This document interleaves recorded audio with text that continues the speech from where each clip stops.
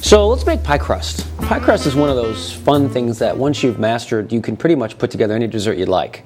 Unlike bread, the big difference in pie crust is you don't want to develop it too much. With bread, you can kind of work it to death and it's just going to be a better finished product. With pie crust, if you work it too much, you're going to go from flaky to mealy, unfortunately. So let's talk about how you make a flaky pie crust.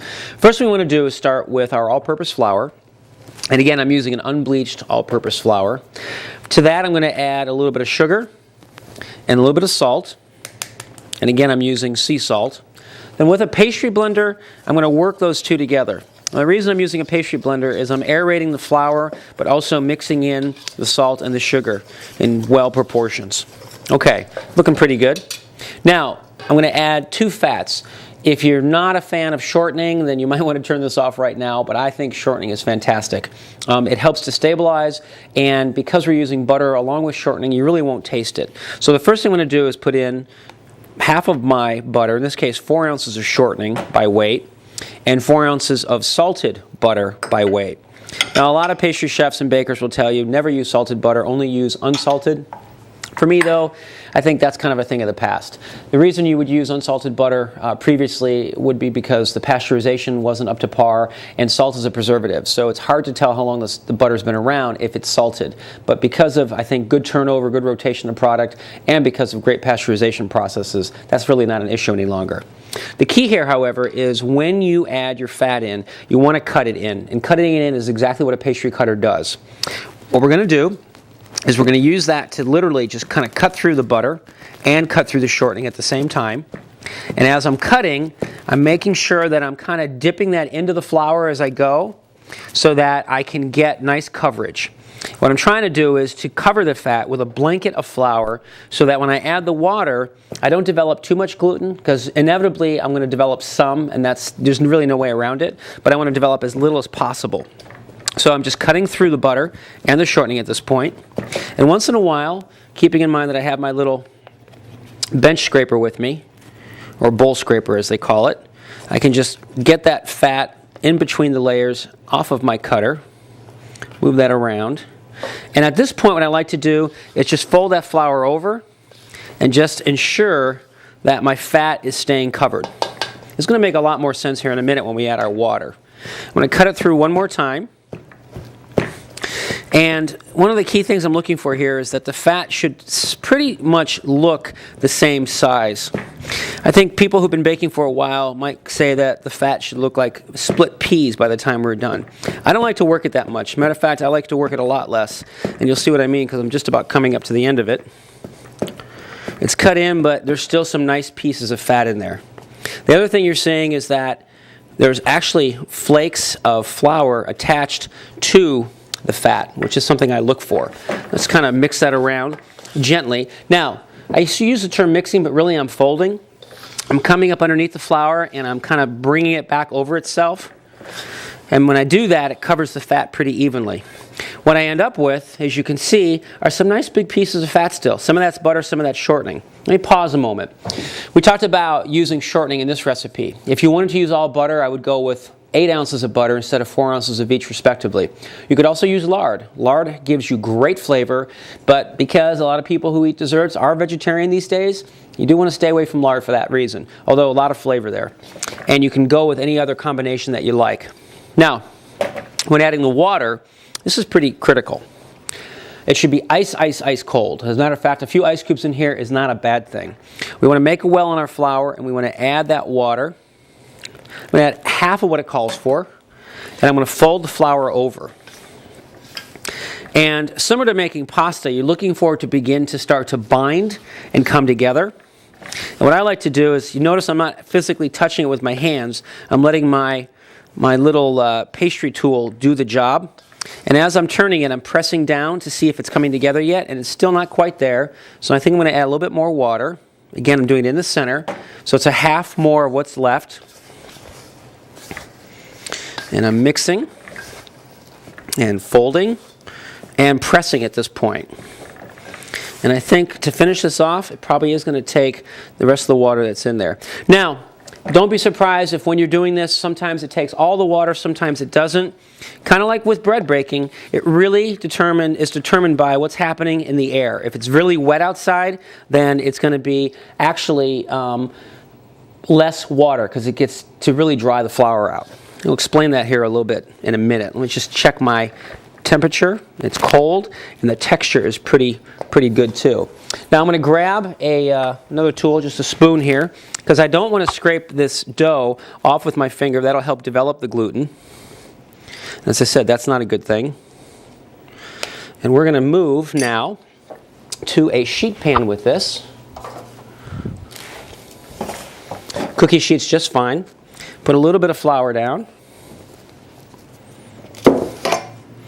And literally what I want to do at this point is take that out of my bowl, right on top there. A little bit more flour, just a dusting. We're going to go ahead and put this in the refrigerator. You want this to rest for at least an hour before you roll it out. And the big difference here is, or the big reason rather, is because you want that any developed gluten that you did develop to rest now and to kind of loosen up so that when we roll the pie crust it stays good and flaky. So we'll refrigerate this for an hour and we'll bring it out and we'll roll the rest of it out.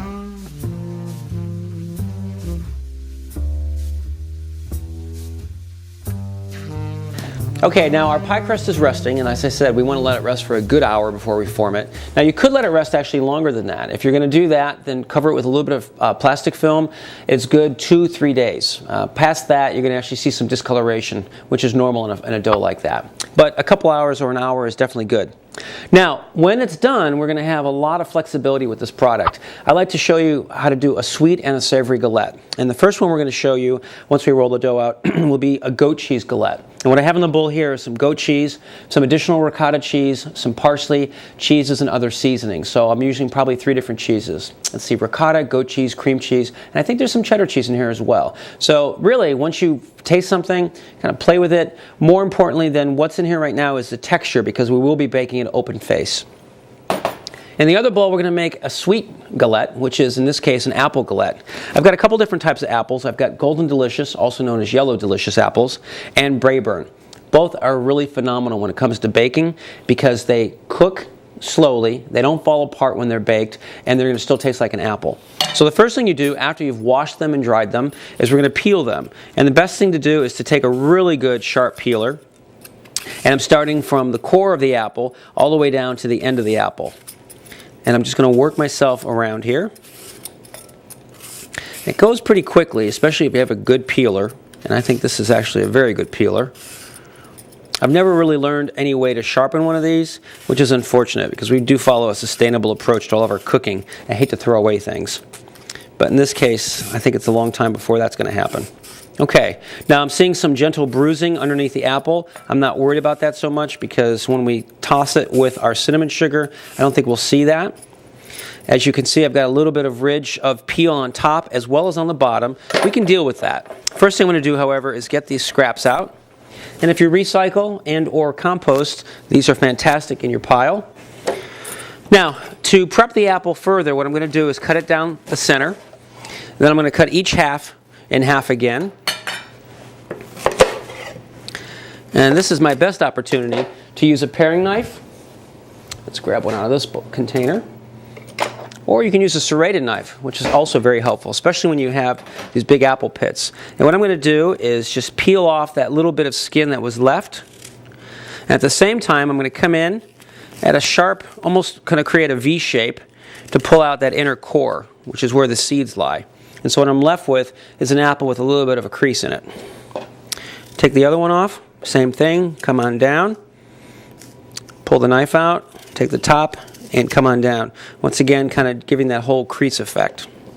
I'm going to do this 2 more times so we finish off our apples. And literally, for our galette, because we're doing miniature full serving sizes, but they are individual full serving sizes, I think that 1/4 of these apples is probably going to be plenty. So if you're planning for the home, how many of apples do you need for a galette? Literally 1 apple will serve a family of 4. Okay, throw that out. Now, you can do this a couple different ways. It really depends on what you're looking for in a final product. For me, I like to see pieces of apple, but I also have to be sensitive to what it's going to look like in the shell. So I'm just going to slice these about 1/4 inch thick. And I'm going to go ahead and prep out 2 of the quarters, even though I probably don't need all that. It's a lot easier for me to find another purpose for it than to not have enough and have to start over again. So that's 1. And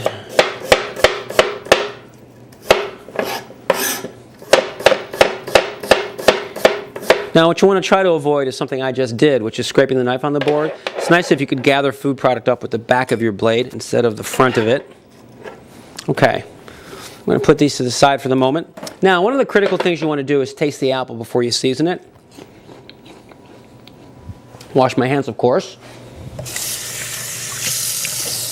What I'm looking for here is the amount of sugar and or sweetness that's present, because before I add any more sugar, salt, etc., I need to know what I'm working with. This apple is actually pretty sweet, and that's a good thing. So I'm happy. I'm not going to add a lot of sugar, but I do want to add some. So I think for this recipe, I'm going to add about what looks like 2 tablespoons. I'm going to add a little bit of cinnamon, not too much. And I like to go by color and taste. And right now I'm looking at color. I think it could probably stand a little bit more. The other ingredient usually shocks people, salt. Sea salt especially, I think, is the only way to go. But salt in general in baking, it's one of those things where if you use it, you don't know it's there. But if you forget to use it, your food can be really flat. So a little salt, literally a pinch, goes a very long way. And I'm going to use just a dash of vanilla. And we are good in this recipe. Now, this is ready for our pie crust. Just before I pop it in the oven, or actually as I fold this over to finish this, I'm going to be adding a little bit of butter. And depending on the consistency of the apples at that point, I may add a little bit of flour. Flour is generally something I use when I bake apple pies, because you have a lot of apples, and as they begin to cook down, they obviously emote their juices or let their juices out. And if you don't have something in there to thicken them, then it could be a little runny. But on a galette, it's not going to have that much apple and that much time in the oven. So whole different cooking process. But we'll make that decision when it comes time to put them in the galette. So I'm going to take a minute and I'm going to put everything together. Then we're going to roll out our dough and we'll be ready to bake those galettes off.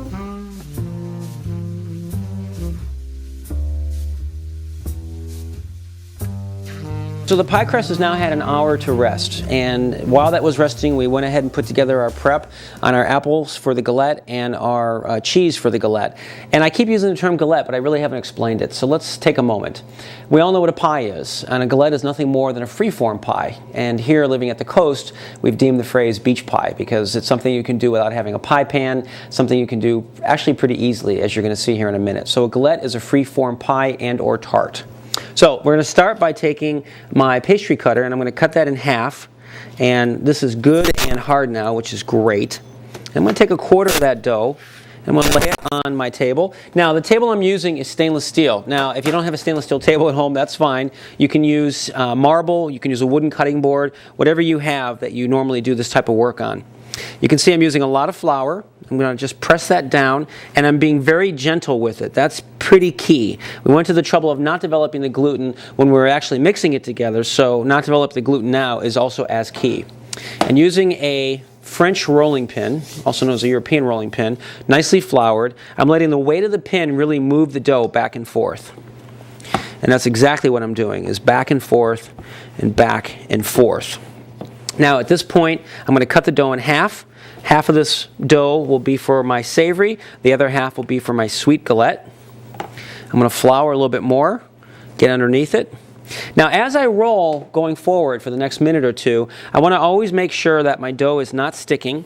And so I'm going to use my pastry tool to just move that around. This is called a bench scraper, or a bowl scraper rather.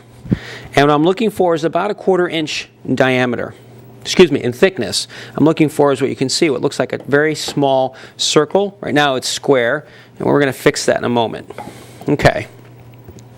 So to make this work, I'm going to start with the apple galette because I don't want the apples to turn on me. I'm going to take my fruit, place it in the center of my tart.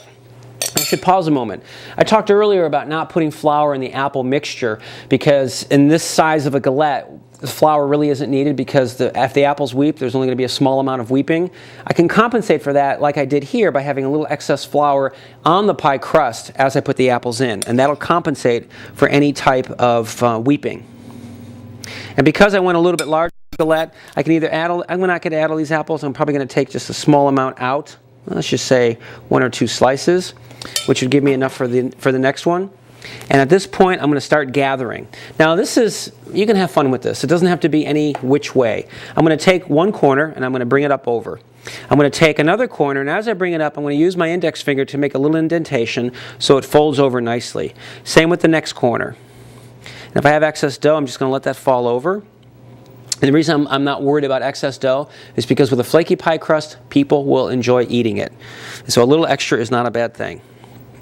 And I'm continuing with that motion of using the index finger to kind of bend it.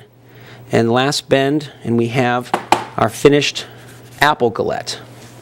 Now, really easy to do, as you can see. Very flaky, I could tell by the way it felt. I have an option if I wanted to. I'm going to put a little bit of butter. I had a little butter standing by right in the center. Let that dissolve in it when it bakes, and that's going to be a really delicious dessert. We're going to follow this up with some candied hazelnuts and some creme fraiche, but let's, before we do that, finish the other piece of dough that we rolled out here momentarily. And I'm just going to get any excess dough that might have been on the board, in this case my tabletop, off. So as I'm mixing it or rolling it out in this next step, it's not being incorporated in. So it stays pretty much away from any other fat. The reason that's important is that kind of stuff is what develops the gluten in the pie crust. So as I said before, we pick up as we go. And it looks pretty well, looks pretty good, looks just like it did previously. I'm going to take an offset palette knife, but you can use a spoon. I wouldn't use a steak knife, but you want something that has a little bit of a curve to it. And I'll put some of our savory filling in this one. And we'll go with just a little bit more. There we go. And again, I'm going to roll up this first piece, make that little indentation with my finger, bring over the next piece, indentation, the next piece, indentation, the next piece, indentation, the next. And I have a tear, but that's okay. Using my pastry tool, bring that up and over. And finally, the last one. Now I'm going to just kind of open up the center so that when it bakes, it has a little steam opportunity, like a little volcano, if you will. It's going to steam out the top. We've got 2 beautiful galettes. Now, I don't want to overwork this. So what I'm going to do is I'm going to put this in the refrigerator. Just like the dough rested for about an hour before I rolled it out, I want this to rest for another hour so that the dough rests even one more time before I bake it. That'll also give me probably optimum opportunity to really have a flaky crust, because any butter that may have settled or even begun to melt, because butter melts very quickly at room temperature, it's going to bring it back and solidify it. So we're going to do that here in a few minutes.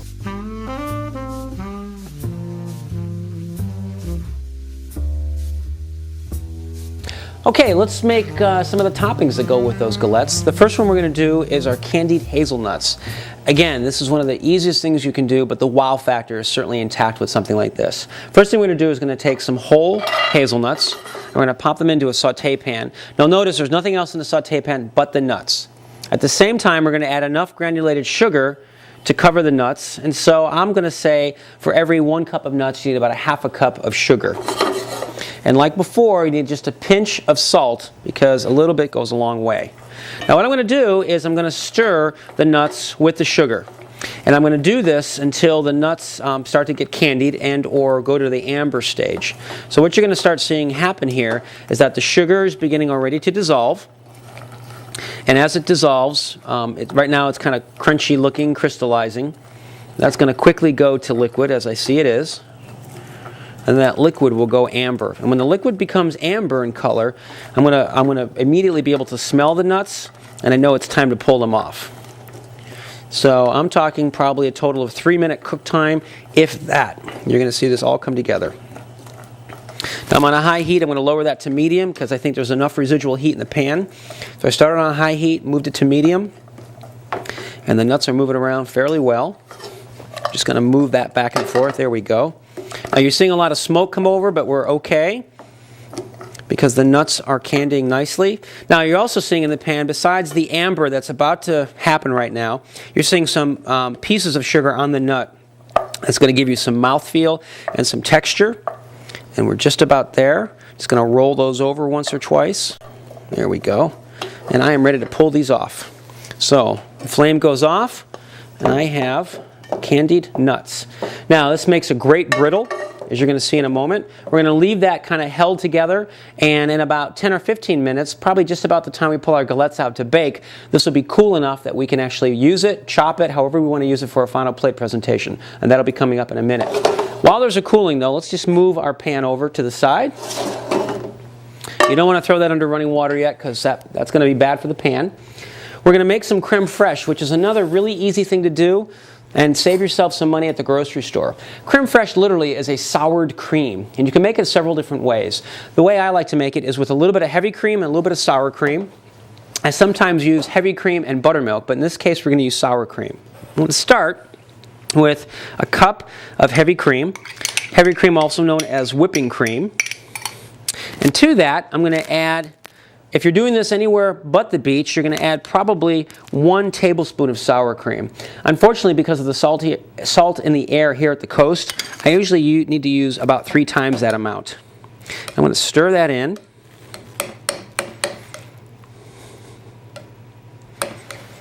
And as you can see, I'm just trying to incorporate that. Looking pretty good, getting nice and smooth. What's going to happen here is the sour cream has active bacterial cultures, and they're going to be activated because the heavy cream is new food for it. And they're going to start feeding on the heavy cream, and they're going to coagulate and get thickened. So what I'm going to do is I'm going to cover this, let this stand at room temperature overnight. Again, room temperature overnight, covered with plastic film. And the next day, when I come in, I've got a nice, thick creme fraiche. And as you can see, I've got the name of the item, the date, and the time that I put it on, just in case I forget, because I've got a lot going on in my kitchen. And that's pretty much how you make creme fraiche. The finished flavor is going to be kind of a combination of heavy cream and sour cream, which is what you'd expect. It's like a sour cream that's been mellowed, or a heavy cream that has just a tight bit of sour. But believe me, it's not the same as just mixing the two together and eating. So it's a really nice texture in your mouth and good combination with the galette. So we have our candied nuts, we have our creme fraiche, and we're going to go ahead and let those galettes finish for another 30 minutes, I'd say, and then we'll be baking them off.